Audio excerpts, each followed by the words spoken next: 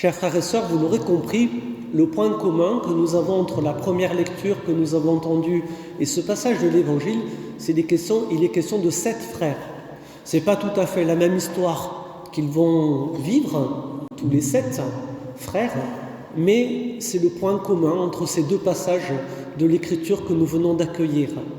Dans la première lecture, on est dans le livre des martyrs d'Israël, il s'agit de 7 frères qui, pour refuser de manger du cochon, c'est un peu idiot comme motif pour mourir, mais bon, c'est pas grave, c'est leur choix, on va pas polémiquer là-dessus, vont se livrer au martyr, vont faire le choix de mourir plutôt que de transgresser une loi à laquelle ils sont fermement attachés. Et nous l'entendons bien, dans le discours de plusieurs de ces 7 frères, ils parlent de la résurrection. Et d'une certaine manière, la perspective de ressusciter fait qu'ils n'ont pas peur de la mort. Ils ne craignent des gommes, comme on dit à Marseille. Même pas peur de la mort. On va se livrer à la mort parce qu'on sait qu'après, le Seigneur nous accueille en son sein. Dans l'évangile que nous avons entendu, il est aussi question de 7 frères, mais ceux-là, ils ne vont pas vivre le martyre. Une histoire, avouons-le, un petit peu abracadabrante quand même. Vous en connaissez beaucoup, vous, de familles où il y a eu 7 frères qui ont épousé la même femme sans avoir aucun enfant.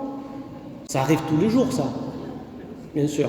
Non, mais ils vont chercher des histoires, là, les Sadducéens, franchement, je ne sais pas d'où ils la sortent, celle-là. Je ne sais même pas si ça existe dans la vie réelle, ce genre de situation. Mais bon, peu importe. Parce qu'il fallait bien polémiquer un petit peu sur cette question de la résurrection. Et vous avez vu, bien Jésus va répondre à cette question un peu piège, cette femme de qui sera-t-elle l'épouse au jour de la résurrection, parce qu'elle a eu les 7 frères pour époux. Eh bien Jésus nous dit qu'après la résurrection, il n'y a plus besoin d'être femme, d'être mari, il n'y a plus besoin de se reproduire. On est dans le sein de Dieu, voilà. Donc on est un peu comme des anges, nous dit Jésus. Moi je ne sais pas, je ne suis pas encore passé de l'autre côté pour vous dire comment ça se passe. Mais on se fie sur ce que Jésus, lui, nous dit, que dans le ciel, on est un peu similaire à des anges. Voilà, on est les fils de la résurrection. J'aime bien cette expression que Jésus emploie. Alors, si vous permettez, frères et sœurs, quand même préciser 2 petits points qui me semblent importants. Nous sommes chrétiens et nous sommes effectivement appelés à croire en la résurrection. J'insiste sur ce terme, et non pas en la réincarnation. Parce que quelquefois, en discutant avec certains chrétiens, peut-être pas vous, mais d'autres, j'entends souvent parler des chrétiens qui croient à la réincarnation. Veuillez m'excuser, mais ce n'est pas compatible avec le mot chrétien. Parce que la réincarnation, ça nous vient du bouddhisme. Alors, on l'a un petit peu adapté. Vous savez, on l'a occidentalisé, cette réalité de la réincarnation, parce qu'il y a des choses qu'on aime bien là-dedans, donc du coup on s'est un petit peu approprié, mais en l'édulcorant. Parce que si on va chercher à la base d'où vient la réincarnation, ça nous vient du bouddhisme, si on va chercher à la base dans la religion bouddhiste, c'est pas bien de se réincarner. Alors nous on est contents, ça nous rassure, ouais c'est vrai, moi je vis ma vie, puis après de toute façon, si je suis pas parfait, je vais me réincarner plus tard. Et puis ce qui m'amuse beaucoup, c'est quand on entend des fois des personnes qui disent être la réincarnation de je sais pas qui, c'est toujours quelqu'un d'important. On ne dit jamais qu'on est la réincarnation du clochard du coin ou du chien ou du ver de terre. Vous en connaissez, vous, qui ont dit moi j'étais un ver de terre avant, puis je me suis réincarné. Non, c'est étonnant. Voilà. Il faut savoir une chose, parce que si effectivement la réincarnation ça vient du bouddhisme, dans le bouddhisme, ce n'est pas bien de se réincarner.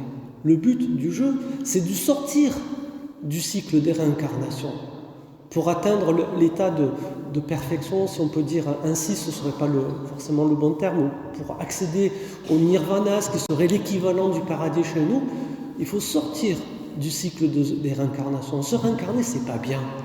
Il faut retenir ça. Mais dans le bouddhisme, il n'y a pas d'altérité avec Dieu. Il n'y a pas de Dieu. En fait, c'est pour ça que c'est plus une philosophie finalement qu'une religion, parce qu'on est appelé un petit peu, nous, à à être sage, à être bon, à être pondéré. Ça, c'est très positif hein, sur ce chapitre-là. D'ailleurs, hein, le bouddhisme, on peut l'accueillir aussi comme une sagesse pour mieux vivre en paix les uns avec les autres. Et on est appelé à atteindre cet état de sagesse parfaite qui nous fait sortir en fait du cycle des réincarnations. Mais nous, qui sommes chrétiens, nous sommes appelés à développer une altérité avec Dieu. Son Fils Jésus-Christ, qui est le bon représentant, nous le dit bien, nous sommes appelés à être enfants de Dieu. Par conséquent, dans le christianisme, il n'y a pas besoin de se réincarner, puisque Dieu pardonne. Et même si nous ne sommes pas parfaits au moment où nous quittons ce monde, c'est pas grave. Il n'y a pas besoin d'aller faire cette espèce de purification en se réincarnant en je ne sais pas trop quoi, puisque Dieu pardonne. Ça coupe court le cycle des réincarnations. Pas besoin. Hein? Dieu pardonne. Nous l'avons entendu, vous rappelez, quand on avait eu l'évangile du publicain et du pharisien qui montent au temple. Dieu justifie. Dieu rend juste. C'est un cadeau qu'il nous fait. Il nous l'offre gratuitement. Même si nous ne sommes pas dignes de ce cadeau, le Seigneur veut nous le donner. Il n'a plus qu'à accueillir cette grâce que Dieu nous fait. Du coup, vous le voyez dans le christianisme, pas besoin de se réincarner, puisque c'est Dieu qui nous rend juste, c'est lui qui nous donne l'état dont nous avons besoin pour accéder à son royaume et à la vie éternelle, et c'est un cadeau qu'il nous fait de cette vie débordante telle que nous avons pu la contempler en Jésus-Christ.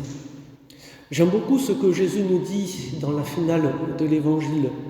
Il nous dit que quand Dieu se révèle à Moïse, vous savez, avec le chapitre du buisson ardent, à ce moment-là, Dieu va dire à Moïse « Je suis le Dieu d'Abraham, le Dieu d'Isaac, le Dieu de Jacob ».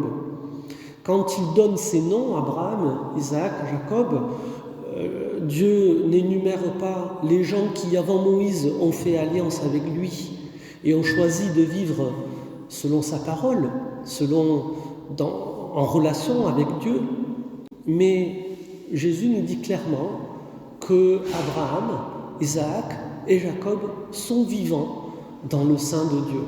Ils sont vivants dans le sein de Dieu. Ils sont déjà ressuscités.